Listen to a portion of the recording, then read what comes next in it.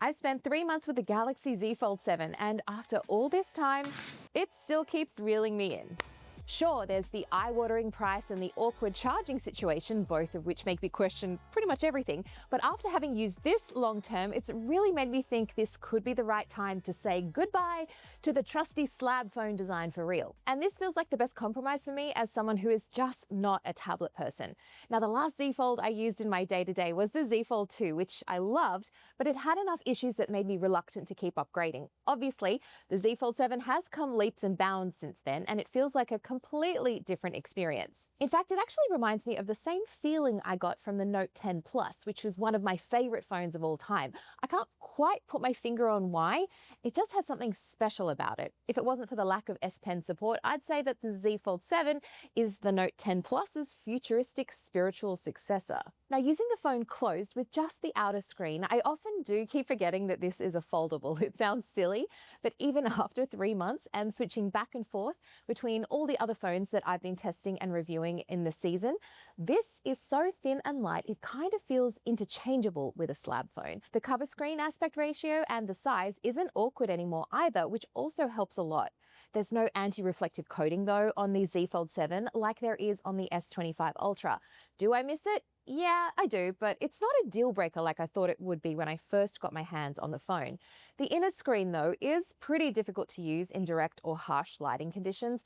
Realistically, though, I'm not really opening it up and kicking back outside to watch a movie, so it's not a huge problem for me. What I have really enjoyed is how seamlessly this crease blends into the background when I'm watching videos, especially in dark or dim environments. Really, I can't see the crease at all when I'm, say, in bed and watching YouTube. I've seen a few people complain about the speaker quality, and it's not as bad as I was led to believe. Yes, I would appreciate the volume to get a little bit louder, but that's a minor inconvenience, and most of the time I'm using wireless headphones or earbuds anyway. You know that the Z Fold 7 is a multitasking machine, and the flexibility that this offers, no pun intended, in working across multiple apps is unmatched.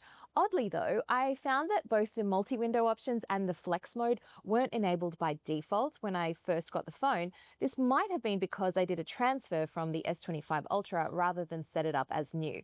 Speaking of flex mode though, this is my favorite use case of the inner screen next to consuming content. Certain apps like Gmail, Google Docs, YouTube, and of course Samsung stock apps are chef's kiss with how nicely they work in this interface.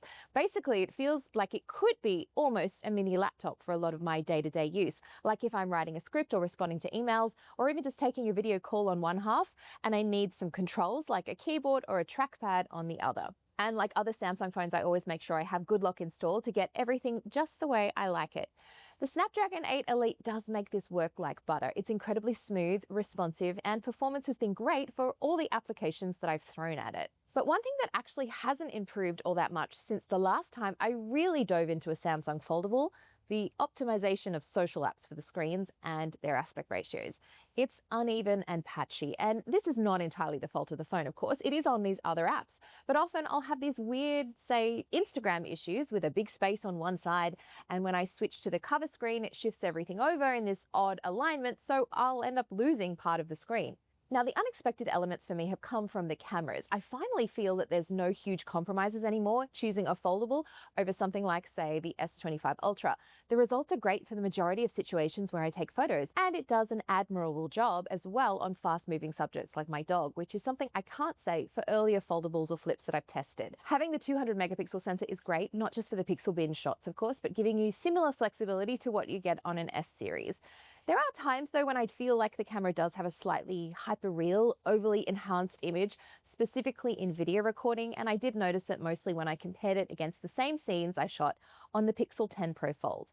Also unexpected, the Now brief is still not helpful for me. I said this when I reviewed the S25 Ultra, and I wanted to give it the benefit of the doubt that maybe it was going to get better the more it learned about my routines, my interests, and my habits, but alas, on the Z Fold 7, it is still subpar for me. And the concerning thing, well, I guess it's not really concerning. It's more like a bellwether, I would say. Google tried something similar called the Daily Hub on the Pixel 10 series. It was so bad, the company decided to pull it, and it's still unavailable at the time of recording this video. If Google can't make this kind of thing work, yikes. But this is a minor quibble, all things considered. The overall polish of One UI 8 is great, and some of the AI tools are actually useful, even if I still haven't found the optimal way to integrate many of them into my workflow. One of my biggest issues, though, is the limitation on charging. Yes, we do have Qi 2 here capped at 15 watts. I can live with that, I guess, but the lack of magnets is such a big practical downside. One of the reasons I held off on making this video until the 3-month mark was to see exactly how this would fare against the Pixel 10 Pro Fold with its Pixel Snap system. Now, for all the faults of the Pixel Foldable, one thing you can't deny is how great wireless charging is. The convenience of being able to just plop the phone on a charger on something like the Pixel Stand or a MagSafe charger is huge. And to rub salt in the wound a little bit, Samsung just released these new Qi 2 wireless chargers. Great, but you will need a compatible case. So you might think, okay, Lexy, just use a wired charger like the rest of us, no big deal. Yeah, nah, because then you run into the great Z Fold 7 case conundrum. I've been trying to find a protective case for this that doesn't feel as chunky as my old Z Fold 2, which is pretty hard. And if you're looking for something slimmer, many give some edge protection around the front screen without much else. Like this one from UAG, which I like in theory, but in practice, the design actually blocks the USB-C cable from plugging in firmly. So you kind of have to do this weird open the phone partially, plug in the cable, gently close the phone without damaging the port kind of dance. I ended up taking off the entire back cover just to charge this thing and ripping off that front part of the case too, because the raised edge actually blocked my back gestures and my overall typing experience on the cover screen. If you have a good case suggestion that isn't $100, please let me know in the comments, especially for something that does help compensate for that slight wobble from the camera bump. Okay. It's a big wobble. Not normally something that bugs me because I do generally hold the phone when I use it most of the time, but the times when I do put it down, it just feels a little bit awkward sitting at this skewy angle. As for battery life, the honest truth is I'm not expecting it to be on par with something like the S25 Ultra. That's just not really feasible with the foldable design and the current battery technology used in this. I am totally okay with what I get from the Z Fold 7 in my day-to-day use. But after a recent update, I've actually noticed that battery life got slightly better overall, particularly the standby time on the phone. Now, with regular kind of usage, I get about a day and a half on this, which is fine for me. Would I like more?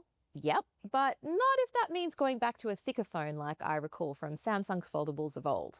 Okay, let's talk price. As someone who isn't a tablet person, I guess it could be easier to justify the cost, seeing as this can kind of be a do-it-all device, rather than having to spend more on a non-foldable phone and a separate tablet for, say, media consumption. Add in Samsung DeX support and the flexibility that offers, and you could potentially justify this as a laptop stand-in too, if you really wanted to. But all that said, 3 months later, that price is still eye-watering when you look at it outright. I do think if you have bought this phone, or if you're seriously considering it, taking advantage of the trade-in offers from Samsung Direct, at least in the US, can bring the price down considerably. And around Black Friday, I'm sure there will be more price drops too. I also thought I'd miss the S Pen more than I do. It sounds counterintuitive, but I'm so ingrained in using it with Samsung's S series and Note series, may you RIP, that when I do open up the Z Fold 7, I don't even think about needing a stylus. But that's not carte blanche for you to remove the S Pen in the S series, Samsung. Don't do it, or I will make another video complaining about everything you have giveth and everything you have taketh away. Until then, I'll let you know in a few months if I'm ready to fully dive into the foldable life and toss the candy bars to the curb.